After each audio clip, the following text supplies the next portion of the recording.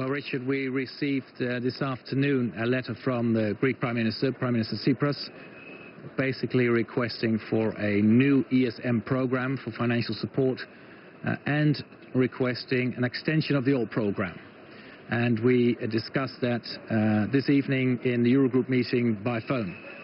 The political circumstances and the political stance of the Greek government doesn't seem to have changed. We are still, of course, awaiting the referendum in which the Greek government is still campaigning no. So the political context hasn't changed.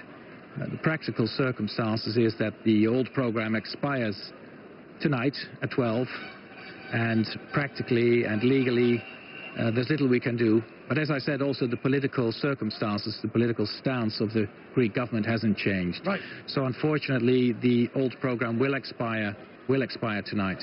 So you are refusing the request for an extension, a short-term extension of the existing bailout, and that will expire tonight, is what you're saying?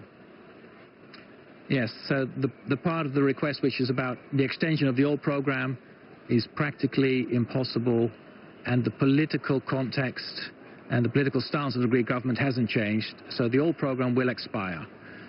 The second part of the letter referred to a new program, and we will start procedures on that, but of course we still have to await the referendum.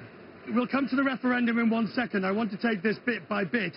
The new, as I know and as I understand the rules for the European Stability Mechanism, a process begins now with a process of analysis, and a report has to be completed looking into the request, the systemic nature of it and the like. How quickly do you think that can be completed? This first step has to be done by the Commission, closely cooperation with the ESM, the ECB and the IMF.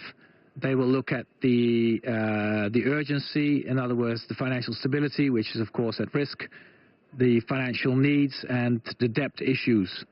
And then they will come back to the Eurogroup and advise on that. That is the first, basically, procedural step that will have to take place. And the Commission has said they will start that process. We're talking some days, if not weeks, before that process would be completed.